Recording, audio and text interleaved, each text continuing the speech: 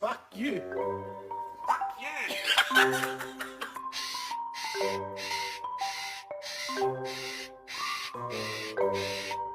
What are you doing? Where's your tongue? There it is. Where's your tongue?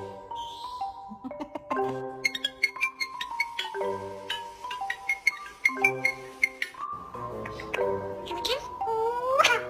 Thank you.